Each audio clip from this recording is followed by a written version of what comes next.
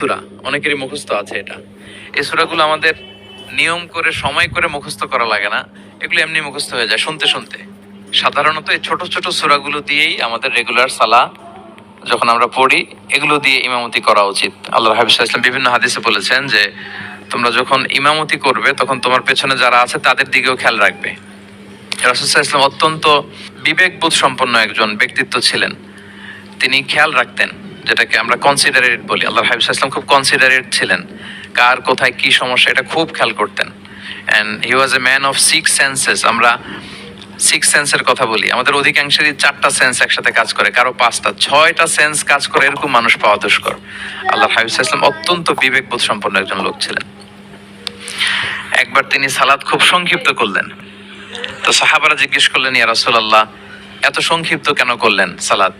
তখন আল্লাহর হাবিব সাল্লাল্লাহু আলাইহি ওয়াসাল্লাম বললেন যে পেছনে বোনদের নামাজের সেকশনে ওখান থেকে একটা ছোট্ট বাচ্চার কান্নার আওয়াজ আমি শুনছিলাম। আমার মনে হচ্ছিল বাচ্চাটাকে সামলাতে মাটার খুব কষ্ট হচ্ছে, তো এই জন্য আমি সালাদটা সংক্ষিপ্ত করে দিয়েছি। দেখেন কিরকম সেন্সেশন, কতটা কনসিডারেট ছিলেন। একবার আবার আল্লাহর হাবিব সাল্লাল্লাহু আলাইহি ওয়াসাল্লাম মাগরিবের সালাত কিংবা এশার সালাতের কোন এক সেজদা অনেক লম্বা করে দিলেন। তখন সাহাবারা আবার প্রশ্ন করলেন, ইয়া রাসূলুল্লাহ সাল্লাল্লাহু আলাইহি ওয়াসাল্লাম এত লম্বা দীর্ঘ সেজদা করতে তো ফরজ সালাতে আমরা কখনো দেখি না, কেন করলেন? অসুস্থ হলেন নাকি নামাজের মাঝখানে, অথবা অভিনাজিল হচ্ছিল নাকি, এরকম কিছু ঘটলো নাকি? তো আল্লাহর হাবিব সাল্লাল্লাহু আলাইহি ওয়াসাল্লাম বললেন যে না, এগুলো কিছুই না, বরং আমার নাতি হাসান আমি সেজদারত অবস্থায় আমার পিঠের উপরে চড়ে বসেছিল, কাঁধের উপরে। তো আমি অপেক্ষা করছিলাম যতক্ষণ না তার খেলা শেষ না হয়, তার প্রয়োজন পূরণ না হয়, ততক্ষণ আমি সেজদায় লুটিয়ে পড়েছিলাম। হাসান যখন নেমেছে, তার প্রয়োজন পূরণ হয়েছে, আমি আবার সেজদা থেকে উঠে দাঁড়িয়েছি। দেখেন কতটা কনসিডারেট ছিলেন। তো এইভাবে আল্লাহর হাবিব সাল্লাল্লাহু আলাইহি ওয়াসাল্লাম ছোট ছোট সূরাগুলো দিয়ে ফরজ সালাতের ইমামতি করতে উদ্বুদ্ধ করতেন। মুআয ইবনে জাবাল রাদিয়াল্লাহু তাআলা আনহুকে উনি মদিনার পাশেই একটা এলাকার ইমাম হিসেবে অ্যাসাইন করেছিলেন। তো ওই এলাকার লোকজন ছিল শ্রমজীবী, ওট দিয়ে তারা পানি নিয়ে খেজুর বাগানে পানি সিঞ্চন করত। সারাদিন পরিশ্রম করে ওনারা সালাতে অংশগ্রহণ করত। তো একবার উনি মাগরিবের সালাতে সূরাতুল বাকারা তেলাওয়াত শুরু করলেন। কোরআনের সবচাইতে ছোট সূরা নাকি সবচাইতে বড় সূরা, 286 আয়াত বিশিষ্ট সূরা। তো ওনারা ছিলেন ক্লান্ত, শ্রান্ত, পরিশ্রান্ত। কেউ কেউ বিরক্ত হয়ে, ক্লান্ত হয়ে নামাজ ছেড়ে দিয়ে একা একা নামাজ পড়ে ফেললেন। পরে আল্লাহর হাবিব সাল্লাল্লাহু আলাইহি ওয়াসাল্লামের কাছে যে তারা অভিযোগ করলেন যে ইয়া রাসূলুল্লাহ আপনি যে ইমাম পাঠিয়েছেন উনি তো এমন কাজ করেছে, সূরা বাকারা উনি ধরেছে মাগরিবের সালাতে। রাসূল সাল্লাল্লাহু আলাইহি ওয়াসাল্লাম খুবই ক্ষিপ্ত হলেন, রাগান্বিত হলেন এবং মুআয ইবনে জাবাল রাদিয়াল্লাহু তাআলা আনহুকে ডেকে পাঠালেন। ডেকে তিনি বললেন, আফাত্তানুন আনতা ইয়া মুআয। লিটারালি ফাত্তান শব্দটা ব্যবহার করেছেন যে মুআয তুমি কি সমাজে ফিতনা ছড়াচ্ছ? তোমাকে পাঠালাম ইমাম হিসেবে, সেখানে তালিম দিবে, তারবিয়া দিবে, ঐক্য ধরে রাখবে, তুমি কি ফিতনা ছড়াচ্ছ সমাজে? তুমি কি ওয়াদ-দুহা ওয়াল-লাইলি ইযা সাজা এরকম সূরাগুলো পারো না? সাব্বিহ ইসমা রাব্বিকাল আ'লা এগুলো তোমার মুখস্থ নাই? ওয়াশ-শামসি ওয়া-দুহাহা এগুলো তোমার জানা নেই? তুমি এত লম্বা সূরা কেন ধরলে মাগরিবের সালাতে? তো তখন তিনি বললেন, যখন তুমি সালাতে ইমামতি করবে ফরজ সালাতে, তখন ছোট ছোট সূরা পড়বে, কেননা তোমার পেছনে অসুস্থ থাকতে পারে, তারপর বয়স্ক কোনো লোক থাকতে পারে, অথবা মুসাফির মসজিদের পাশ দিয়ে সফর করতেছিল, ভাবলো জামাত চলতেছে, জামাতটা ধরি, ঢুকেই যদি দেখে যে আপনি সূরা বাকারা তেলাওয়াত করতেছেন, তো তার জন্য তো কঠিন হয়ে যাবে কোপ আপ করা, কন্টিনিউ করা। তো এই জন্য ছোট ছোট সূরাগুলো আল্লাহর হাবিব সাল্লাল্লাহু আলাইহি ওয়াসাল্লাম পড়তে আমাদেরকে উৎসাহিত করেছেন ফরজ সালাতের, যখন আমরা ইমামতি করব। তো এইরকম একটি সূরা হচ্ছে সূরাতুল জিলজাল, যেটা আমাদের প্রায় সকলেরই মুখস্থ। তো আমরা আসুন প্রথমে আমরা সরল বঙ্গানুবাদ শুনি এই সূরাটার, তারপর এই সূরা থেকে কিছু রিফ্লেকশন আমরা শেয়ার করার চেষ্টা করব ইনশাআল্লাহ বিইذنিল্লাহ। আমি শুরুতে সূরাটার সরল বঙ্গানুবাদ আপনাদের সাথে শেয়ার করছি। আউযু বিল্লাহি মিনাশ শাইতানির রাজিম। বিতাড়িত শয়তান থেকে মহান আল্লাহ তাআলার কাছে পানাহ চাচ্ছি। বিসমিল্লাহির রহমানির রহিম। পরম করুণাময় অসীম দয়ালু আল্লাহ তাআলার নামে শুরু করছি। ইযা যুলজিলাতিল আরদু জিলজালাহা যখন পৃথিবীকে ভয়ঙ্করভাবে প্রকম্পিত করা হবে। ওয়া আখরাজাতিল আরদু আথকালাহা আর পৃথিবী তার ভেতরে থাকা সব ভারী বস্তুগুলোকে উদ্গীরণ করে দিবে, বের করে দিবে। ওয়া ক্বালাল ইনসানু মা লাহা আর মানুষ বলবে এই পৃথিবীর কি হলো? ইয়াউমা ইযিন তুহাদ্দিসু আখবারাহা, সেদিন পৃথিবী তার সব খবর বলে দিবে। বিআন্না রাব্বাকা আওহা লাহা, কারণ তার রবই তাকে এমনটি করতে আদেশ করেছেন বা প্রত্যাদেশ দিয়েছেন। ইয়াউমা ইযিন ইয়াসদুরুন নাসু আশতাতান লিয়ারাউ আ'মালাহুম, সেদিন মানুষগুলো দলে দলে বের হবে যাতে করে তাদের আমলনামা তাদের কাছে পেশ করা যায়।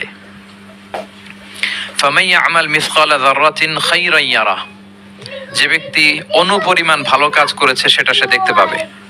ওমান ইয়া'মাল মিসকালা যাররাতিন শাররান ইয়ারা, আর যে ব্যক্তি অনুপরিমাণ মন্দ কাজ করেছে, কোনো খারাপ কাজ করেছে, সেটাও সেদিন দেখতে পাবে।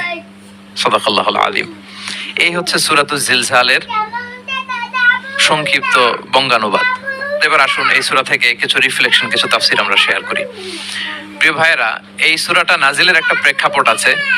সাহাবাদের মধ্যে একটা ধারণা জন্মেছিল যে আমরা যদি খুব ছোট ছোট ভালো কাজ করি এটা বোধহয় সওয়াব হবে না, বা মিজানের পাল্লা এটা তেমন একটা রেকগনাইজ করা হবে না। অথবা অনেক সাহাবাদের মধ্যে এরকম ধারণা ছিল যে আমরা খুব সামান্য সামান্য ছোট খারাপ কাজ করলে এটা হয়তো এরকম পাপ হবে না বা শাস্তি হবে না। তো ওনাদের মনে যখন এরকম একটা ধারণা তৈরি হলো, তখন আল্লাহ তাআলা এই সূরাটা নাজিল করেছেন। বিশেষ করে এই সূরার শেষের 2 আয়াত, যেখানে আল্লাহ তাআলা বলছেন ফামান ইয়া'মাল মিসকালা যাররাতিন খায়রান ইয়ারা, যে না, তোমরা ছোট্ট ভালো করলে সেটাও দেখতে পাবা সেদিন তোমাদের আমলনামাতে। ওমান ইয়া'মাল মিসকালা যাররাতিন শাররান ইয়ারা, এবং ছোট্ট খারাপ কাজ করলে সেটাও তোমরা তোমাদের আমলনামায় দেখতে পাবে।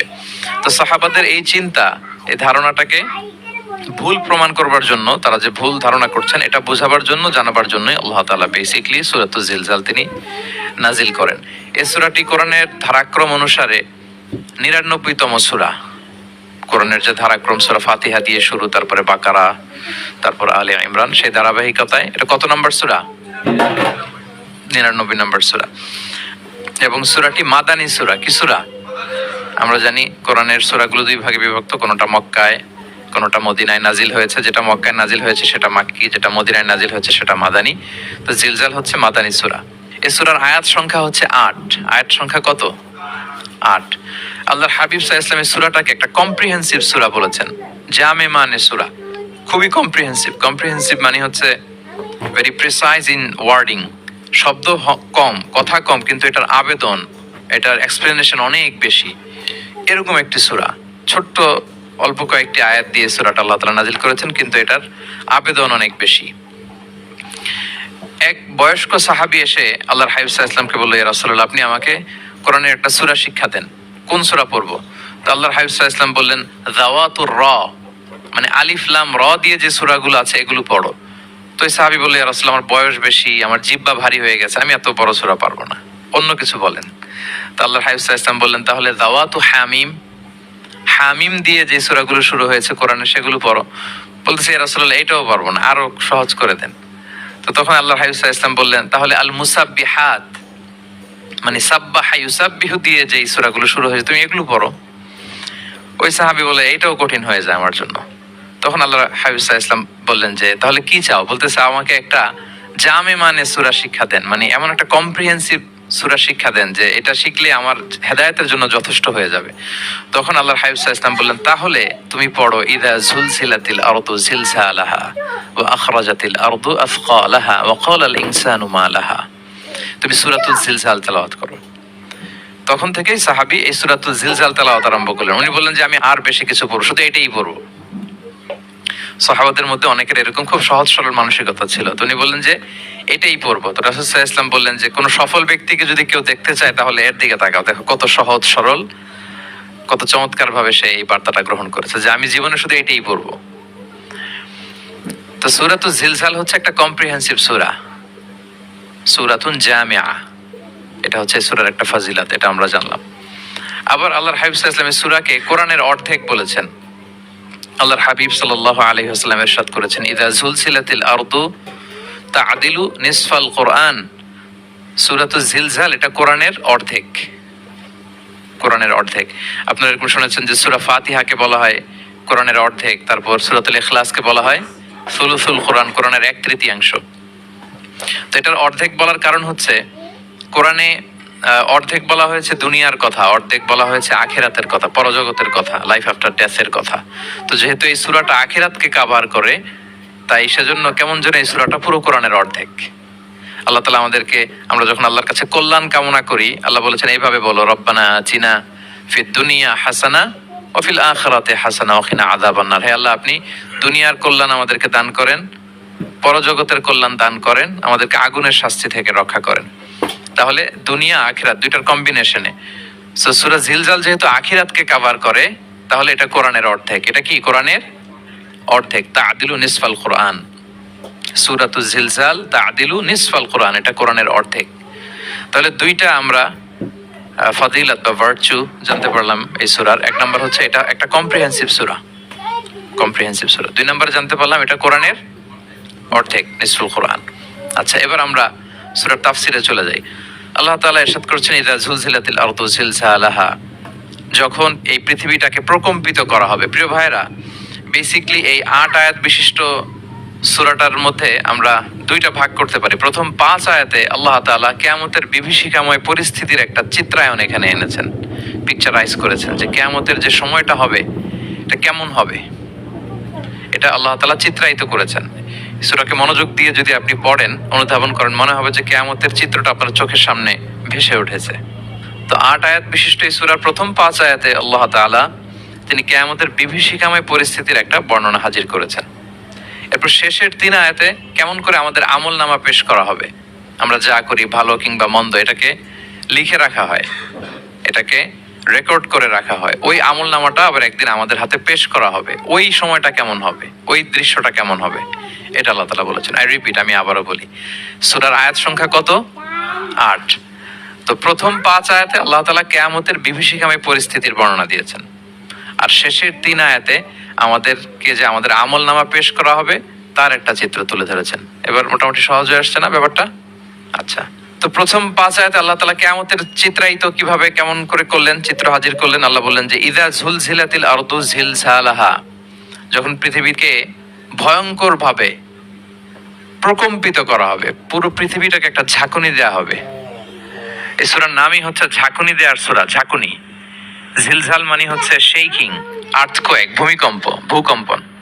ভূমিকম্পের সাথে পরিচিত না সবাই? কিন্ডার জয় স্পেশাল আছে। আমি এবং খেলার জয়, খোঁজার এবং ভাবার জয়। ভূমিকম্পের সাথে পরিচিত না সবাই? এক্সপিরিয়েন্স হয়েছে কারো ভূমিকম্প? নাকি ঘুমায় থাকার সময় হয়? সব সময় হয়েছে? হ্যাঁ, মাঝে মাঝে আমরা এক্সপিরিয়েন্স করি আর্থকোয়েক, ভূকম্পন। পৃথিবী কেঁপে ওঠে, এটা একটা ন্যাচারাল ফেনোমেনা। পৃথিবীর মাটির নিচে অনেক কিছু থাকে, এগুলো নড়ে চড়ে উঠলে পৃথিবীটাও কেঁপে ওঠে। নানা কারণে ভূকম্পনটা হয়। পৃথিবীর ভেতরে অনেকগুলো শিলার স্তর আছে। আমরা যেরকম মাটি দেখি, পুরো পৃথিবীটা জুড়েই কিন্তু এরকম মাটি নয়, অনেক শিলা আছে, রূপান্তরিত শিলা, পাললিক শিলা, আগ্নেয়গিরির শিলা। এই শিলাগুলোর মধ্যে ডিসপ্লেস হলে পৃথিবী কেঁপে ওঠে। আবার পৃথিবীর ভেতরে আগুন আছে, গ্যাস আছে। এই গ্যাসগুলো যখন মুভ করে তখন পৃথিবীর উপরে কেঁপে ওঠে। একটাকে হাইপোসেন্টার বলে, আরেকটাকে ইপোসেন্টার বলে। হাইপোসেন্টার মানে পৃথিবীর ভেতরের অংশটাকে বলে হাইপোসেন্টার, আর ভূপৃষ্ঠের এটাকে বলে ইপোসেন্টার। ওই হাইপোসেন্টারে যদি কোনো ঝড় হয়, উপরে এই প্রকম্পিত হয়। এটাকে আমরা ভূকম্পন বা ভূমিকম্প হিসেবে দেখি পৃথিবীতে। তো এই পৃথিবীতে অনেক বড় বড় ভূমিকম্প আমরা দেখেছি। জাপানে আমার গত বছর একটা সফর ছিল জাপানে। তো সকাল বিকেল ভূমিকম্প হয়। এখানে তো আমরা 6 মাস 1 বছর ভূমিকম্প দেখি, ওখানে সকালে বিকেলে একটু একটু করে কাঁপতেছে। এর কারণ হচ্ছে ওইটা এমন একটা এলাকায় পড়েছে, প্যাসিফিক ফায়ার রিংস বলে, একটা প্লেটের উপর, 7টা টেকটনিক প্লেটের উপর আল্লাহ তাআলা পৃথিবীকে সেট করেছেন। ওই টেকটনিক প্লেটগুলো যদি একটার সাথে একটা ঘর্ষণ হয়, অনেক এনার্জি রিডিউস করে। ওইখান থেকে পৃথিবীর উপরে এরকম ভাইব্রেশন শুরু হয়, এই প্রকম্পনটা শুরু হয়। তো জাপানের বিভিন্ন সময় আমরা বড় বড় ভূমিকম্পের কথা শুনেছি। ওদের কান্টো সিটি আছে একটা, অনেক বড় ভূমিকম্প হয়েছিল 1920 সালে, লাখখানিক লোক মারা গিয়েছে। আপনাদের সুনামির কথা মনে থাকবার কথা। সুনামির কথা মনে আছে? কত সালে? 2004 সালে। এই ভূমিকম্পে পুরো একটা মহাদেশ কেঁপে উঠেছিল, দ্য এন্টায়ার এশিয়া, পুরো এশিয়াটা কেঁপে উঠেছিল। এটাকে আন্ডারসি মেগাথার্স্ট আর্থকোয়েক বলে। এত ভয়ঙ্কর ভূমিকম্প হয়েছে যে পুরো, মাঝে মাঝে ভূমিকম্পে তো 1-2টা দেশ আক্রান্ত হয়, এটা পুরো একটা মহাদেশ কেঁপে উঠেছিল। ওই ভূমিকম্পের কারণে ইন্দোনেশিয়াতে প্রায় 2.5 লাখ লোক মারা গিয়েছে, 2.5 লক্ষ। বান্দা আছে সুমাত্রাতে, হাইতিতে একবার একটা ভূমিকম্প হয়েছে, আর অনেক আগে লক্ষ লক্ষ লোক মারা গিয়েছে। তো এই যে ভূমিকম্প এর নামে আল্লাহ তাআলা বেসিক্যালি এই সূরাটা দিয়েছেন। তবে পৃথিবীবাসী যে এই ভূকম্পন এক্সপেরিয়েন্স করেছে, কিয়ামতের সময় যে ভূমিকম্প হবে ওটা কি ওইরকম হবে? হ্যাঁ, ওটা ভয়ঙ্কর ভূমিকম্প হবে, মারাত্মক ভূমিকম্প। আল্লাহ তাআলা বলছেন, ইয়া আইয়ুহান নাসু তাকু রাব্বাকুম ইন্না জালজালাতাস সাআতি শাইউন আযীম। হে মানুষেরা, তোমরা আল্লাহকে ভয় করো আর তোমরা জেনে রেখো কিয়ামতের যে ভূমিকম্পটা হবে সেটা শাইউন আযীম। আযীম শব্দটা আল্লাহ যে কোনো জায়গায় ব্যবহার করেন না, যেটা খুব ভয়ঙ্কর হয়, মাত্রাতিরিক্ত, লিমিট ছাড়িয়ে যায়, ওটার ক্ষেত্রে আল্লাহ তাআলা আযীম বলেন। আল্লাহর হাবিব সাল্লাল্লাহু আলাইহি ইসলামের আচরণ, ওনার ক্যারেক্টারিস্টিক্স বলতে যে আল্লাহ এই শব্দ ব্যবহার করেছেন, ওয়া ইন্নাকা লাআলা খুলুকিন আযীম। নবী হে, আপনি সুমহান চরিত্রের উপর প্রতিষ্ঠিত, মানে এই চরিত্রের মধ্যে দাগ ফেলতে পারে এরকম কেউ নেই।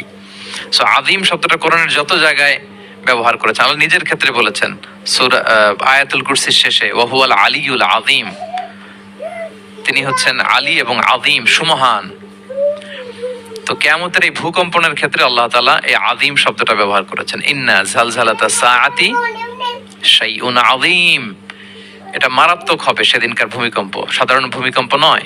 ইযা রুজ্জাতিল আরদু রাজ্জা ওয়া বুসাতিল জিবালু বাসসা, পুরো পৃথিবীটা একসাথে কেঁপে উঠবে, পাহাড়গুলো ভেঙে চুরে তছনছ হয়ে যাবে। এটা হবে বেসিক্যালি যখন ইসরাফিল আলাইহিস সালাম উনি ট্রাম্পিটে ফুৎকার দিবেন, হুইসেল দিবেন সিংহার মধ্যে, নুফিখা ফিস সূর, সূরের মধ্যে যখন তিনি ফুৎকার দিবেন। আপনারা ইসরাফিল আলাইহিস সালামের একজন ফেরেশতা, ওনার নাম শুনেছেন না? One of the major angels, major একজন ফেরেশতা। আল্লাহ তাআলা ওনাকে সৃষ্টি করেছেন এই বিশাল হুইসেলে একটা ফুৎকার দেওয়ার জন্য, আর কোনো কাজ নাই, ওনার অ্যাসাইনমেন্ট এই একটাই। সৃষ্টির পর থেকে আজ অবধি বিশাল হুইসেলটা নিয়ে আল্লাহর আরশের দিকে তিনি তাকিয়ে আছেন, অপলক নেত্রে, পলকও ফেলেন না চোখের, যে কখন আল্লাহ তাআলা অর্ডার করবেন, করার সাথে সাথে ফুৎকার দিবেন তিনি, আবার না দেরি হয়ে যায়, আবার না আল্লাহর আদেশ পালনে কোনো গাফলতি হয়ে যায়। সৃষ্টির পর থেকে ওনার একটাই অ্যাসাইনমেন্ট, এই বিশাল সুর ট্রাম্পিট নিয়ে হুইসেল দেওয়ার জন্য আল্লাহর আরশের দিকে তাকিয়ে আছেন। যে মুহূর্তে আমরা এখন কথা শুনছি এখনো তাকিয়ে আছেন উনি। 3টা ফুৎকার দেওয়ার জন্য আল্লাহ তাআলা ওনাকে সৃষ্টি করেছেন। প্রথম ফুৎকারটাকে বলে নাফখাতুল ফাজা, যে ফুৎকারের সাথে সাথে মানুষগুলো তটস্থ হয়ে যাবে, পৃথিবীর মানুষ তটস্থ হয়ে যাবে। যখন তটস্থ হবে তখন কি অবস্থা হবে সেটাই আল্লাহ তাআলা এই সূরার প্রথম আয়াতে বললেন, যে ইদা জুলজিলাতিল আরদু জিলজালাহা, যখন পুরো পৃথিবীকে প্রকম্পিত করা হবে মারাত্মকভাবে। ইসরাফিল আলাইহিস সালাম প্রথম যে ফুৎকারটা দিবেন তখন পুরো পৃথিবী কেঁপে উঠবে, মারাত্মকভাবে কেঁপে উঠবে। তারপরের যে ফুৎকার দিবেন তখন সব মরে যাবে, আমরা পৃথিবীতে কেউই বেঁচে থাকবো না, তখন মানুষ মরে যাবে, জিন জাতি মরে যাবে, সমস্ত ফেরেশতারাও মরে যাবে। যেই ফেরেশতা মালাকুল মাউত, যিনি মৃত্যুর ফেরেশতা, যার মাধ্যমে আল্লাহ তাআলা মৃত্যু ঘটিয়ে থাকেন, তারও মৃত্যু ঘটবে। সে আল্লাহ তাআলার কাছে বলবে, আল্লাহ, পৃথিবীর সবাই মরেছে আপনার আদেশ অনুযায়ী, মানুষ, জিন, ইবলিস সবাইকে আমি মৃত্যু দিয়েছি, তাদের রূহ কবজ করেছি, এখন কি হবে? আল্লাহ তাআলা বলবেন, এখন তুমি মরবে, মুতিয়া মালাকুল মাউত, এখন তুমি মরো। মালাকুল মাউত তখন মারা যাবে। এত ভয়ঙ্কর একটা চিৎকার দিয়ে মালাকুল মাউত জগৎ থেকে বিদায় নিবে। আল্লাহর হাবিব সাল্লাল্লাহু আলাইহি ওয়াসাল্লাম বলেন, ওই ভয়ঙ্কর চিৎকার যদি পৃথিবীবাসী শুনতে পেত তাহলে আলাদা করে ইসরাফিলের সিংহার ফুৎকার দেওয়ার প্রয়োজন হতো না, প্রতিটা মানুষ তাদের কানের পর্দা ফেটে মুহূর্তেই লাশ হয়ে পড়ে যেত, মালাকুল মাউত মরে যাবে। তখন মহাবিশ্বে আর কেউ থাকবে না একটা সত্তা ছাড়া। তিনি কে? আল্লাহ সুবহানাহু ওয়া তাআলা। সূরা আর রহমানে আল্লাহ তাআলা চমৎকার ভাবে বলেছেন, কুল্লু মান আলাইহা ফান ওয়া ইয়াবকা ওয়াজহু রাব্বিকা যুল জালালি ওয়াল ইকরাম। পৃথিবীতে যা আছে সব নিঃশেষ হয়ে যাবে একমাত্র তিনি ছাড়া। তিনি হচ্ছেন অব্যয়, অক্ষয়, অবিনশ্বর, চিরঞ্জীব, শাশ্বত। এরপর কেউ যখন থাকবে না, আল্লাহ তাআলা ইসরাফিল আলাইহিস সালামকে আবার জীবিত করবেন। তখন তিনি সর্বশেষ হুইসেলটা দিবেন, আবার জীবিত হয়ে তিনি লাস্ট 3 নম্বর হুইসেলটা দিবেন। লাস্ট হুইসেলটা যখন দেয়া হবে তখন জমিন থেকে সব মৃত লাশগুলো আবার জীবিত হয়ে দাঁড়াতে শুরু করবে। মিনহা খালাকনাকুম ওয়া ফিহা নুঈদুকুম ওয়া মিনহা নুখরিজুকুম তারাতান উখরা, মাটি থেকে বানিয়েছি, মাটির কবরে তোমাদের পাঠিয়েছি, আবার মাটি থেকে তোমাদেরকে উত্থিত করা, আবার সবাই উঠবে। এই 3টা হুইসেল দেওয়ার জন্য আল্লাহ তাআলা সাইয়েদনা ইসরাফিল আলাইহিস সালামকে সৃষ্টি করেছেন। তো ওনার প্রথম হুইসেল দেওয়ার পরে কি অবস্থা হবে, কি রিঅ্যাকশন হবে, ওইটা আল্লাহ তাআলা সূরাতুল জিলজালের প্রথম আয়াতে বললেন, ইযা জুলজিলাতিল আরদু জিলজালাহা, যখন পুরো পৃথিবীটা প্রকম্পিত হবে, মারাত্মকভাবে প্রকম্পিত হবে। ওয়া আখরাজাতিল আরদু আফকালাহা, আর যখন জমিন তার ভেতরে থাকা ভারী বস্তুগুলোকে উদগীরণ করে দেবে, বমি করে বের করে দেবে, ভমিটিং করবে বা নিক্ষেপ করবে। পৃথিবীর ভেতরে কি আছে, তাফসিরে এসেছে আল মাউতা ওয়াল কুনুজ, অর্থাৎ মৃত ডেড বডি গুলো, সেই আদম আলাইহিস সালামের সময় থেকে শুরু করে কিয়ামত পর্যন্ত পৃথিবী সব ডেড বডি গুলোকে ধারণ করে তার ভেতরে, তাই না? জীবিতদেরকে ভূপৃষ্ঠ উপরে ধারণ করে আর মৃতদেরকে জমিন তার পেটের ভেতরে ধারণ করে। তো আখরাজাতিল আরদু আফকালাহা, জমিন ভারী বস্তুগুলোকে উদগীরণ করবে, তাহলে সব ডেড বডি গুলোকে তখন বের করে দিবে। আর কুনুজ যত আছে, মিনারেলস, যত খনিজ পদার্থ আছে পৃথিবীর ভেতরে, স্বর্ণ, যত মিনারেল আছে, ইউরেনিয়াম থেকে শুরু করে যত গ্যাস আছে, প্লাটিনাম আছে, যা আছে, আগুন, অগ্নিকুণ্ড, সব কিছু জমিন বের করে দিবে। মারাত্মক এক বিস্ফোরণের মধ্য দিয়ে জমিন সবকিছু উদগীরণ করে বের করে দিবে। তাহলে দেখেন, কিছুটা সামহাও আপনাদের সামনে চিত্রায়িত হচ্ছে না কিয়ামতটা কেমন হবে? যদি একটু কল্পনা করেন, যেভাবে আল্লাহ তাআলা বলছেন যে ইদা সুলজিলাতিল আরদু জিলজালাহা, পুরো পৃথিবীটা প্রকম্পিত হবে। ওয়া আখরাজাতিল আরদু আফকালাহা, জমিন তার ভেতরের বস্তুগুলো বের করে দিবে, ভারী বস্তুগুলো, অর্থাৎ ডেড বডি এবং যত খনিজ পদার্থ আছে সেগুলো। ওয়াকাল আল ইনসানু মা লাহা, মানুষ বলবে পৃথিবীর হলো কি, হোয়াটস হ্যাপেনিং, কি হচ্ছে, কি হলো পৃথিবী এরকম কেন করতেছে? যে আয়াতটা বলেছিলাম যে ইন্না জালজালাতাস সাআতি শাইউন আযীম, সেখানে আল্লাহ তাআলা বলছেন ইয়াউমা তারাউনাহা তাযহালু কুল্লু মুরদিআতিন আম্মা আরদাআত ওয়া তাদাউ কুল্লু যাতি হামলিন হামলাহা ওয়া তারান নাসা সুকারা ওয়া মা হুম বিসুকারা ওয়ালাকিন্না আযাবাল্লাহি শাদীদ। মানুষের ফার্স্ট রিঅ্যাকশন কি হবে এই আর্থকোয়েকের পরে? এই আয়াতে চমৎকার ভাবে আল্লাহ তাআলা বলছেন। আল্লাহ বলছেন যে পরিস্থিতিটা এত ভয়ঙ্কর হবে, কারণ এরকম ভূকম্পন তো পৃথিবীবাসী দেখেনি।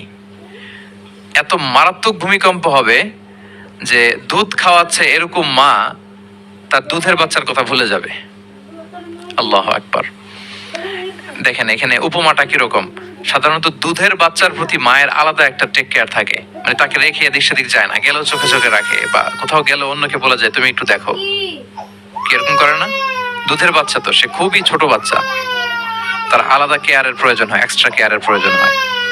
তো দুধ খাওয়ায় ব্রেস্ট ফিডিং মাদার কখনো তার বাচ্চাকে চোখের আড়াল করতে দেয় না বা চায় না। আল্লাহ বললেন যে তখন পরিস্থিতি এত ভয়ানক হবে যে নিজের দুধের বাচ্চার কথাই মা ভুলে যাবে। তারপর এখনো পরিপূর্ণ হয়নি পেটের ভেতরে বাচ্চা, এরকম মা যারা আছে গর্ভবতী, সাধারণত কয় মাস পরে বাচ্চা ডেলিভারি হয়?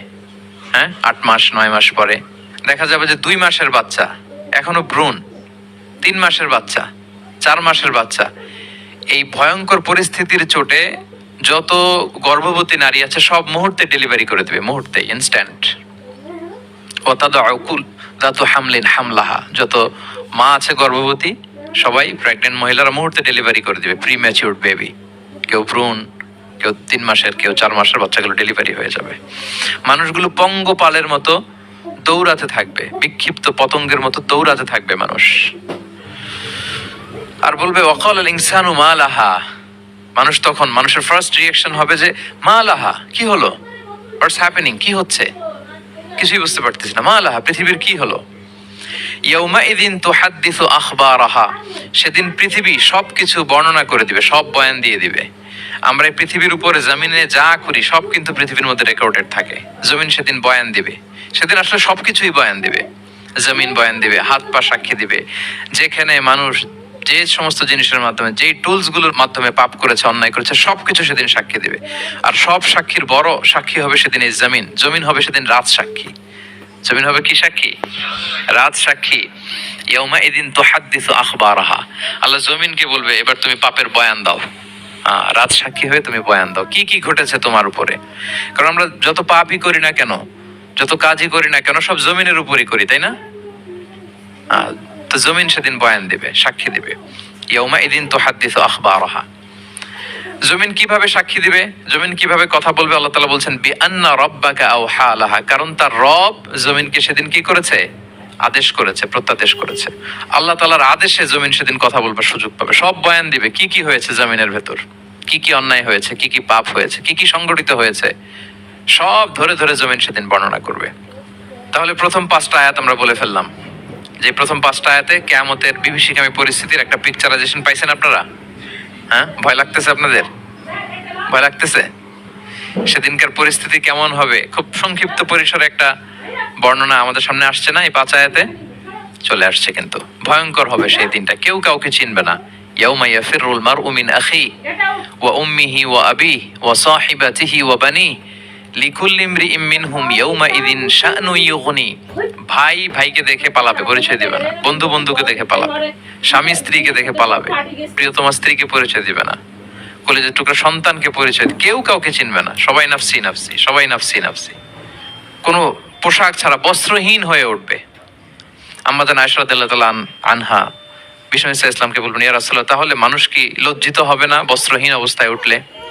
তখন রাসূল সাল্লাল্লাহু আলাইহি ওয়াসাল্লাম বললেন, লিকুল্লি ইমরিইম মিনহুম ইয়াউমা ইযিন শা'নুন ইউগনি। প্রত্যেকের এমন একটা ভয়ঙ্কর অবস্থা হবে যে তার গায়ে কাপড় আছে কি নাই, সে কি রকম অবস্থায় আছে এটাই সে ভুলে যাবে।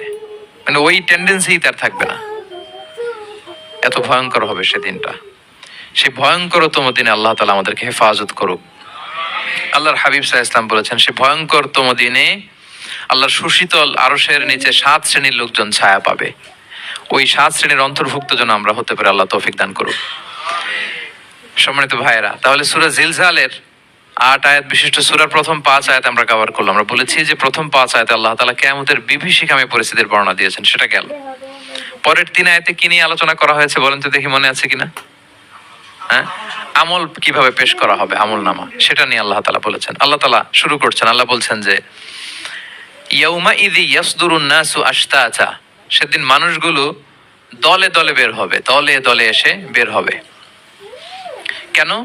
লিউরাউ আ'মালাহুম, যাতে করে তাদের আমল নামা তাদেরকে দেখানো যায়। তার মানে কি করেছি সেদিন আমল নামা আমরা দেখব।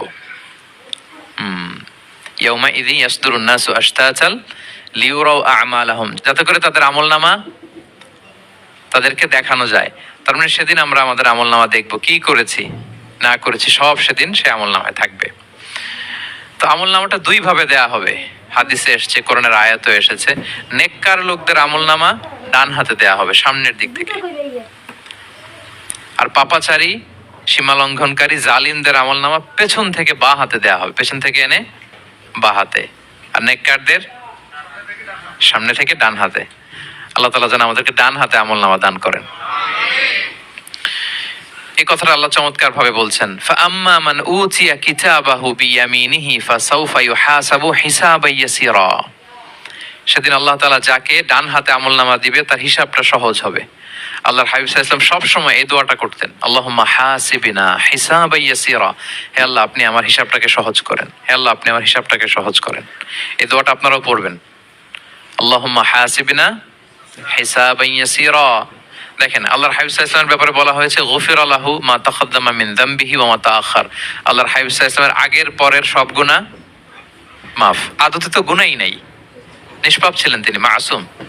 নবীরা হচ্ছেন মাসুম।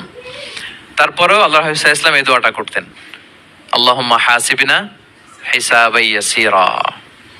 এরপরও তিনি এই দোয়াটা সবসময় করতেন। তাহাজ্জুদের সালাতে দাঁড়িয়ে থাকতে থাকতে ওনার পা ফুলে যেত। সিজদায় যে কাঁদতে কাঁদতে জামা ভিজিয়ে ফেলতেন, হাত্তা বাল্লা লিহিয়াতাহু, দাড়ি ভিজিয়ে ফেলতেন, হাত্তা বাল্লা হাজারাহু, জামা ভিজিয়ে ফেলতেন, হাত্তা বাল্লাল আরদা, সিজদায় পরে কাঁদতে কাঁদতে জমিন ভিজিয়ে ফেলতেন। তো আম্মা জান আয়েশা রাদিয়াল্লাহু তাআলা আনহা বলতেন, ইয়া রাসূলুল্লাহ, এত কষ্ট কেন করেন? আপনার পা ফুলে যায়, কাঁদতে কাঁদতে আপনি হয়রান হয়ে যান। আল্লাহ তো বলেছেন যে আপনার আগের পরের সব গুনাহ মাফ। আল্লাহর হাবিব সাল্লাল্লাহু আলাইহি ওয়াসাল্লাম বলতেন, আফালা উহিব্বু আন আকুনা আবদান শাকুরা। হে আয়েশা, আমি কি শুকরগুজার বান্দা হতে পছন্দ করব না? আল্লাহ তাআলা আমাকে ক্ষমা করেছেন, আমাকে স্পেশাল স্ট্যাটাস দিয়েছেন। এই যে আল্লাহ তাআলার বিশেষ অনুগ্রহ, এটার শুকরিয়া স্বরূপ আমি কি তার কাছে নিজেকে পেশ করব না? তো দেখেন, আল্লাহর হাবিব সাল্লাল্লাহু আলাইহি ওয়াসাল্লাম যার কোনো গুনাহ নাই, তিনিও দোয়া করতেন, আল্লাহ আমার হিসাবটা সহজ করো। সেদিন যার হিসাব সহজ হবে তার জন্য সবকিছু মিলে যাবে, তার মুক্তি। আর যদি আল্লাহ হিসাব কঠিন করে, হাদিসে এসেছে, আল্লাহ যদি কাউকে জিজ্ঞেস করে, মান নুকিশা উযিবা। নুকিশা এসেছে নিকাশ থেকে। আমরা বাংলা একটা কথা বলি না, হিসাব নিকাশ। নিকাশ বলেন আপনারা? নিকাশ, হিসাব নিকাশ। নিকাশটা আরবি শব্দ। মান নুকিশা উযিবা, যার নিকাশ নেওয়া হবে, হিসাব নিকাশ নেওয়া হবে, উযিবা, তাকে আল্লাহ শাস্তি দেবে। যদি বলে এটা করলা কেন, ওখানে গেলা কেন, এটাতে জড়িত হইলা কেন, এই কেন কেনর প্রশ্ন বানে যদি আল্লাহ তাআলা আমাদের জর্জরিত করেন তাহলে অবস্থা খারাপ। আল্লাহ আমাদেরকে হেফাজত করুক। আর যাকে আল্লাহ তাআলা অনুগ্রহ করবেন, অনেককে আল্লাহ তাআলা এইভাবে অনুগ্রহ করবেন, আল্লাহ বলবেন তুমি যে এই পাপটা করছিলা মনে আছে? তখন বান্দা বলবে আল্লাহ মনে আছে, আমি স্বীকৃতি দিচ্ছি, অ্যাকনলেজ করছি আল্লাহ আমি পাপী, আল্লাহ আমি ভুল করে ফেলেছি। আল্লাহ বলবে এটা দুনিয়ার কেউ জানে না, আজকে আমিও জানাবো না কাউকে, যাও তুমি আমার এই ডান হাতের নিচ দিয়ে জান্নাতের ভেতরে ঢুকে যাও। আল্লাহুম্মা জাআলনা মিনহুম, আল্লাহুম্মা জাআলনা মিনহুম, আল্লাহুম্মা জাআলনা মিনহুম ইয়া রাব। আল্লাহ তুমি আমাদেরকে তাদের অন্তর্ভুক্ত করো, আমরা পড়ি আমিন। আল্লাহর হাবিব সাল্লাল্লাহু আলাইহি ওয়াসাল্লাম বলতেন আল্লাহুম্মা হাসিবিনা হিসাবান ইয়াসিরা, আল্লাহ আপনি আমাদের হিসাবকে সহজ করুন। ফাআম্মা মান উতিয়া কিতাবাহু বিয়ামিনিহি, তাহলে হিসাব সহজ হবে কাদের? যাদেরকে আল্লাহ কোন হাতে আমলনামা দিয়েছেন? ডান হাতে। ফাসাউফা ইউহাসাবু হিসাবান ইয়াসিরা, তাদেরকে সহজভাবে হিসাব নেওয়া হবে। ওয়া ইয়ানকালিবু ইলা আহলিহি মাসরুরা, তারা তাদের পরিবারের সাথে খুব আনন্দ উৎফুল্লতার সাথে মিলিত হবে। আর ওয়া আম্মা মান উতিয়া কিতাবাহু ওয়ারাআ যাহরি, আর যাদেরকে পেছন থেকে আমলনামা দেয়া হবে বাঁ হাতে, ফাসাউফা ইয়াদউ সুবুরা, তারা মৃত্যু কামনা করবে, সেদিন মৃত্যু, ধ্বংস কামনা করবে, তারা নিজেদের ধ্বংস। ওয়ায়াসলা সাইরা, আর তারাই জাহান্নামে অন্তর্ভুক্ত হবে, জাহান্নামে তারাই প্রবেশ করবে। বলে আইয়াযু বিল্লাহ, নাউযু বিল্লাহ, আল্লাহ আমাদেরকে তুমি হেফাজত করো। তাহলে আমলনামার পর্বটা কেমন হবে? আল্লাহ বলছেন ইয়াউমা ইযি ইয়াসদুরুন নাসু আশতাত, দলে দলে মানুষ উঠবে, কবর থেকে আসবে, লিউরাউ আমালাহুম, যাতে করে তাদের আমলনামা তাদেরকে দেখানো হয়। আর আমলনামা কারো আসবে সামনে থেকে ডান হাতে, কারো আসবে, আমরা যেন ডান হাতে পাই নাকি? এই ফরিয়াদ, এই প্রার্থনা আমরা আল্লাহর কাছে করি। এবার আমলনামা পেয়ে গেলাম আমরা সবাই হাতে, এবার আল্লাহ তাআলা আমাদেরকে বলবেন তোমরাই একটু পড়ো তোমাদের আমলনামা। ইকরা ইকরা কিতাবাকা কাফা বিনাফসিকাল ইয়াউমা আলাইকা হাসিবা, পড়ো তোমার আমলনামা, হিসেবের জন্য তুমিই যথেষ্ট আজকে।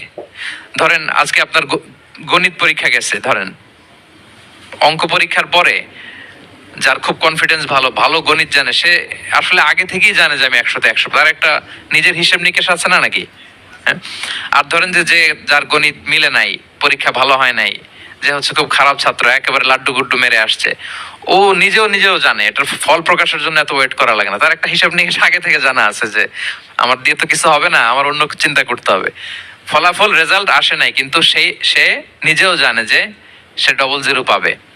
আর যে গণিতে খুব ভালো, হ্যাঁ, সব তার গণিত মিলে গেছে, রেজাল্টের আগে থেকেই সে জানে যে আমার 100 থেকে 100 কেউ এটা থামাতে পারবে না। তো আমরা আসলে কে কি করেছি, আমাদের কি আমলনামা, সেদিন তো আমরা পাবো, কিন্তু তার আগে আমাদের নিজেদেরও একটা বন্দোবস্ত, হিসেব নিকেশ, বোঝাপড়া আছে না নাই বলেন? আমরা জানি আমরা কে কি করেছি, কে কি করেছে আমরা জানি। আল্লাহ নিজেদেরকে তখন দায়িত্ব দিয়ে বলবেন ইকরা কিতাবাকা কাফা বিনাফসিকাল ইয়াউমা আলাইকা হাসিবা, পড়ো তোমার আমলনামা, ইকরা, পড়ো পড়ো। এবার তুমি মার্কিং করো, তোমাকে আমি মার্কিং করার আগে তুমি একটু করো দেখি, তুমি কি করেছো, তুমি একটু মার্কিং করো।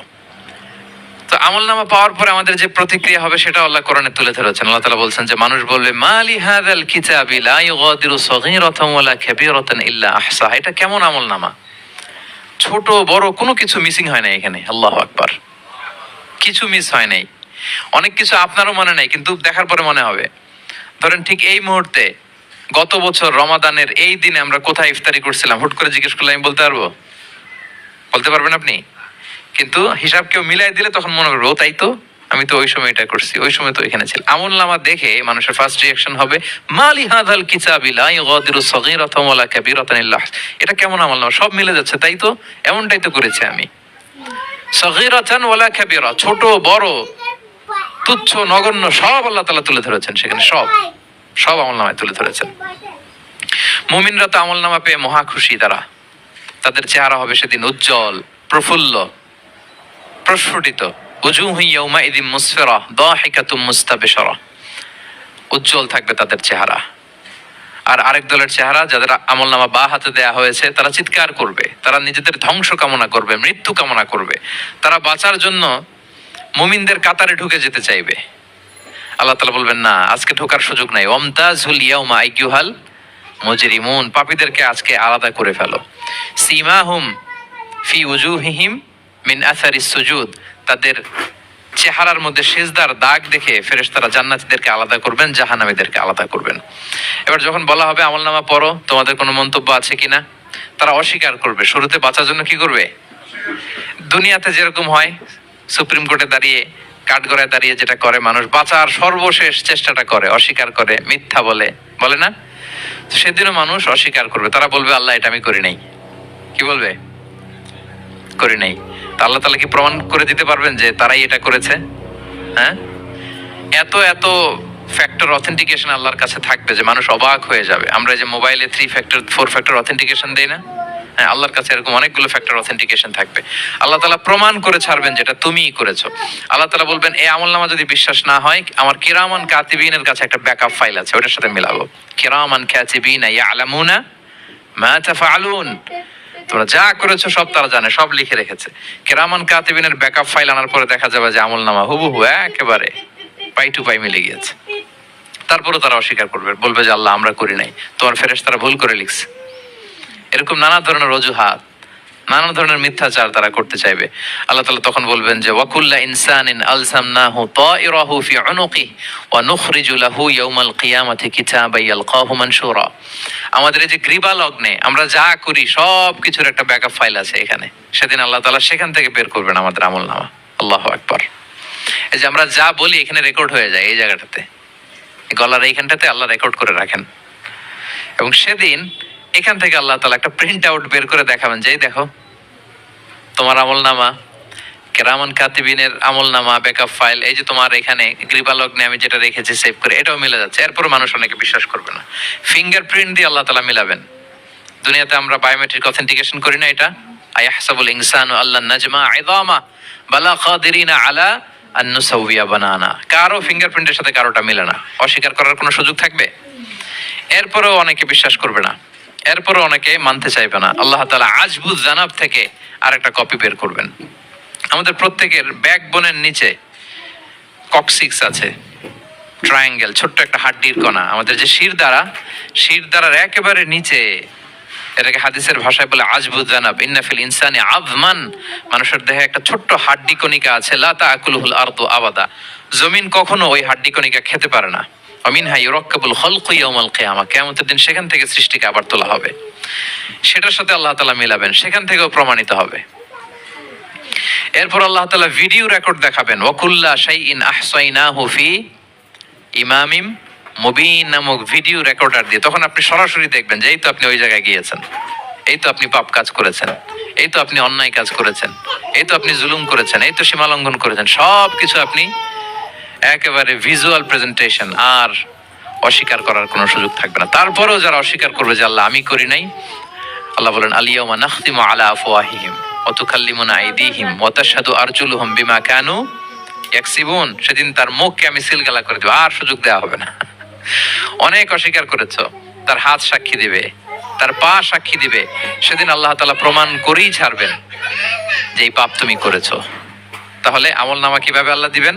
আল্লাহ বলেন ইয়াউমা ইযি ইয়াসদুরুন নাসু আশতাতা, দলে দলে আসবে, লিউরাউ আ'মালাহুম, যাতে করে তাদেরকে আমলনামা দেখানো হয়। ফামান ইয়া'মাল মিসকালা যাররাতিন খাইরান ইয়ারা, অনুপরিমাণ ভালো করেছো তো সেটা তুমি দেখতে পাবে, অনুপরিমাণ খারাপ করেছো তো সেটাও তুমি দেখতে পাবে। যাররা মানে হচ্ছে অণু, অ্যাটম, বস্তুর ক্ষুদ্রতম একক, একেবারে অণুর কথা আল্লাহ তাআলা বলেন যে একেবারে ছোট্ট কাজ সেটাও তুমি দেখতে পাবে, ছোট্ট খারাপ কাজ সেটাও দেখতে পাবে। আমরা অনেক সময় ছোটখাটো জিনিসগুলোকে গুরুত্ব দেই না। আল্লাহর হাবিব সাল্লাল্লাহু আলাইহি ওয়াসাল্লাম বলেছেন ওয়ালা তাহকিরান্না মিনাল মা'রুফি শাইআ ওয়ালাউ আন তালকা আখাকা বিওয়াজহিন তালিক। তোমরা কোনো ছোট ভালো কাজকে এটাকে আন্ডারমাইন করো না, ছোট মনে করো না। যে কোনো ভালো কাজ হোক এটাকে ছোট করবে না। ইভেন তুমি তোমার ভাইয়ের সাথে দেখা হলো যে মুচকি হাসি দিয়ে কথা বলো, এটারও তুমি মনে করো না যে এটা কাজে লাগে, এটাও কাজে লাগবে। এটাও সেদিন মিজানের পাল্লায় তোমার নাজাতের বড় মেজর একটা ওসিলা হয়ে যেতে পারে। আপনি যে আপনার ভাইয়ের সাথে মুচকি হাসি দিয়ে কথা বলেন, এটা সাদাকার সওয়াব হয়। Your smile to your brother it's a charity. তাবাসসুমুকা ফি ওয়াজহি আখিকা সাদাকা, দেখলেন সালাম দিলেন, একটা মুচকি হাসি, এটা সাদাকা দেওয়ার সওয়াব। সুবহানাল্লাহ, এটাও সেদিন কাজে লেগে যাবে। সো ফামান ইয়া'মাল মিসকালা যাররাতিন খাইরান ইয়ারা ওয়া মান ইয়া'মাল মিসকালা যাররাতিন শাররান ইয়ারা। ছোট্ট ভালো কাজ যদি করো সেটাও দেখবে, ছোট্ট খারাপ কাজ যদি করো সেটাও দেখতে পাবে। যত ছোট ভালো কাজ করেন, রাস্তায় একটা ধরেন যে কলার ছোলা পড়েছিল, ভাবলেন যে এইটা সরাই দিই একটু, আমি এই মাতাতুল আদা আনি তারিক হবে, মানুষ পিছলে পড়লে পা ভাঙবে, তো এই ময়লাটা একটু সরাই দিলেন। কলার একটা ছোলা পড়েছিল খোসা, এটা ফেলে দিচ্ছেন, দেখবেন যে ওই দিন এটাও রেজিস্টার করা আছে, এটাও লেখা। একজনকে মুরব্বী একজন আসছে, আপনার বসার সিট ছিল, ওনার সিট ছিল না, উঠে দাঁড়িয়ে তাকে বসার সুযোগ করে দিয়েছে, ওই দিন দেখবেন যে এটাও লেখা, এটার জন্য অনেক সওয়াব রেজিস্ট্রেশন করা আছে। একজন রাস্তা দিয়ে যাচ্ছিল, জিজ্ঞেস করতেছে ভাই যে এই জালান অমুকটা কোথায়, তো আপনি বলে দিলেন যে জালান গুম্বাকটা তো এইদিকে, তো সে আপনার কারণে ওই দিন সঠিক পথে যেতে পারলো। আপনার কাছে মনে হয় যে ছোট্ট ফিউ সেকেন্ডস এর একটা নেক কাজ, কিন্তু সেদিন দেখবেন আমল নামায় সেটাও লেখা। আবার এরকম ছোট্ট ফামাইয়া আমাল মিসকালা যাররাতিন শার, ছোট্ট আপনি একটা গালি দিয়েছেন কাউকে, কারোর ব্যাপারে, এর ব্যাপারে ওর কাছে যে কান ভারী করছেন, ফেসবুকে একটা বাজে কমেন্ট করে দিয়েছেন, দেখার কেউ নাই, ধরার কেউ নাই, দিলাম একটা গালি, দেখবেন যে ওই দিন সব একেবারে ক্ষুদ্র থেকে ক্ষুদ্রতর অনুপরিমাণ খারাপ কাজ, ভালো কাজ সব সেদিন আমলনামায় তুলে রাখবে কে? আল্লাহ সুবহানাহু ওয়া তাআলা, তিনি সেদিন আমলনামায় সব তুলে রাখবেন। সো আমরা কোনো ভালো কাজকে যেন তুচ্ছ মনে না করি, কোনো খারাপ কাজের সাথে যেন জড়িত না হয়, যত ছোট হোক। শয়তানের ওয়াসওয়াসায়, প্রবৃত্তির ধোকায় পড়ে, নফসের ধোকায় পড়ে কখনোই যেন পাপের কাজে আমরা পা না বাড়াই, এবং প্রত্যেকটা পাপকেই যেন আমরা ভয়ঙ্কর মনে করি যে না, এটা আমার জন্য কাল হয়ে দাঁড়াতে পারে। আর প্রতিটা ভালো কাজ করার ক্ষেত্রে যেন আমরা প্রতিযোগিতা করি, আর এই মাইন্ডসেট যেন থাকে যে না, এটা আমাকে বাঁচাতে পারে সেদিন। কি বলেন, ঠিক কিনা? তাহলে আল্লাহ তাআলা শেষ করলেন ফামাইয়া আমাল মিসকালা যাররাতিন খাইরান ইয়ারা। প্যাস লেগে যায় না? লেগে যায়, স্বাভাবিক। আগে খাইরান, পরে শাররান। অনুপরিমাণ ভালো করলে সেটাও সে সেদিন কি পাবে, অনুপরিমাণ খারাপ করলেও পাবে। দেখেন, এটা একটা আশা জায়গা নিয়েছে আমাদের, কিন্তু হোপফুল করে, তাই না? আমরা অনেক সময় এমন হয় যে ভালো কাজ করছি, কেউ দেখে নাই। হ্যাঁ, আপনি এই আয়াতটা খেয়াল করবেন যে না, কেউ দেখে নাই, কিন্তু দেখেছে কে? আল্লাহ দেখেছেন, উনি দেখলেই চলবে, আমার আমলনামা এটা ঠিকই থাকবে। কোন এক কারণে সমাজের সবাই আপনাকে ভুল বুঝেছে, misunderstanding, everyone got you wrong, আসলে আপনি ঠিক ছিলেন। সবাই পরিস্থিতি, সামাজিক, এটা সেটা, এরকম হয় না যে সবাই ভুল বুঝতেছে, আসলে আপনি ঠিকই করছেন। সবাই ভুল বুঝুক, আপনার আমলনামায় সেটা ভালো কাজ হিসেবে লেখা থাকবে, ঠিক কিনা? অনেক সময় ঠকায় লোকজন, আমাদেরকে ঠকায় নানাভাবে, আমরা হয়তো তার সাথে পেরে উঠি না। মাঝে মাঝে কিছু ভিডিও আমি দেখি, এই আপেল বিক্রি করতেছে, কি অদ্ভুত ব্যবসায়ী, তো দেখাচ্ছে খুব ভালো ভালো আপেল, আপনারা দেখেছেন কিনা জানি না। সে আবার ওই পলিথিনের ভেতরে পচা নষ্ট আপেলগুলোর কয়েকটা প্যাকেট করে রাখে, তো আপনি বেছে বেছে যেই ভালো আপেলই দিবেন সেটাই সে নিয়ে প্যাকেটে দিয়ে দিচ্ছে। মাপটাপ করার পরে আপনি যখন টাকা বের করতেছেন বা অন্যমনস্ক, হুট করে সে ওই পচা আপেলের ওইটা, আপনার একই পলিথিন, একই ওজনের একটা হিসাব থাকে, ওইটা ধরায় দিচ্ছে। তা আপনি কোত্থেকে আপেল কিনছেন, বাসায় যেয়ে দেখেন সর্বনাশ, কি টসটসে পাকা আপেলগুলো বেছে বেছে দিলাম, এখন দেখি পচা। তো ওরে তো আর পাবেন না, ওরে আর ধরাও হইলো না। আপনি ভাবছেন হিসাবটা এখানেই শেষ? হ্যাঁ, এখানেই শেষ না। Lot of unsettled issue yet to be settled, এরকম অনেক কিছু আছে দুনিয়াতে আপনি সেটেল করতে পারেন নাই, সেটেল হবে সেদিন। দ্য কনসেপ্ট অফ আখিরা যদি না থাকতো, this worldly life would be a joke. আখিরা বলে যদি কিছু না থাকতো, এই পৃথিবীটা আসলে একটা জোক ছিল, জোক। কেটে টুকরা টুকরা করে বস্তাবন্দি করে ফেলে রাখছে ডোবার মধ্যে, কেউ দেখে নাই, হদিস নাই, এটা সাক্ষীও পাওয়া, বিচারও হচ্ছে না। আর বিচারের যে দীর্ঘসূত্রিতা, আপনি ভাবছেন শেষ, এখানেই শেষ? Not that easy brother. একদিনে ঋণ তাকে শোধ করতে হবে। ফামাইয়া আমাল মিসকালা যাররাতিন খাইরান ইয়ারা ওয়া মাইয়া আমাল মিসকালা যাররাতিন শাররান ইয়ারা। ছোট্ট ছোট্ট ভালো যেখানে আল্লাহ লিখে রাখবেন, এই বড় বড় লোক ঠকানো, জুলুম, অপরাধ, এগুলোর বিচার হবে না একদিন? বলেন, বিচার হবে। তাহলে কনসেপ্ট অফ আখিরা, এটা আমাদেরকে আশাবাদী করে। এই যে আমরা কেউ দাদা হারিয়েছি, বাবা হারিয়েছি, আমরা বিশ্বাসীরা, আমরা হতাশ হই না, আমরা বিশ্বাস করি আমি তো আমার বাবাকে পাচ্ছি ওইখানে। তো ক্ষণিকের একটা সময়, দুনিয়ার জীবনটা কি ক্ষণিকের। দিস দুনিয়া কম্পেয়ার টু আখিরা ইজ নাথিং, অ্যাবসলিউটলি নাথিং। আখিরাতের তুলনায় এটা তো কিছুই না। আমার দাদাকে পাবো, বাবাকে পাবো, তার মানে আখিরা, কনসেপ্ট অফ আখিরা আমাদেরকে হোপফুল করে, আশাবাদী করে। দুনিয়াতে আমাকে ভুল বুঝেছে, মানুষ ঠকিয়েছে, আমি অনেক কিছুর বিচার পাই না, আমি সেই দিন পাবো। তো আপনাকে হোপফুল করছে না, এটা আশাবাদী করছে না? আখিরাত আমাদেরকে কি করে? আশাবাদী করে। যত জুলুম অত্যাচার যেগুলোর বিচার এই দুনিয়াতে হয় নাই, সেদিন সে বিচারটা হবে। ফামাইয়া আমাল মিসকালা যাররাতিন খাইরান ইয়ারা ওয়া মাইয়া আমাল মিসকালা যাররাতিন শাররান ইয়ারা। প্রিয় ভাইরা, তাহলে পেয়েছেন সূরাতুল জিলজালের আলোকে কিয়ামতের বিভীষিকাময় চিত্র এবং কেমন করে আমলনামা আমাদের সামনে পেশ করা হবে। আপনাদের কাছে ক্লিয়ার হয়েছে? আল্লাহ তাআলা আমাদের সবাইকে ডান হাতে আমলনামা দিয়ে ধন্য করুক। আমরা যত নেক কাজ করেছি, ভালো কাজ করেছি, সবগুলোর বদলা, প্রতিদান, রিওয়ার্ড যেন আমরা সেদিন পাই। আল্লাহ তৌফিক দান করুক। আল্লাহ আমাদেরকে কোনো হিসাব ছাড়া বিনা হিসাবে জান্নাতে হিসেবে কবুল করুক। আল্লাহ তাআলা আমাদের সবাইকে কথাগুলো বোঝার ও আমল করার তৌফিক দান করুক।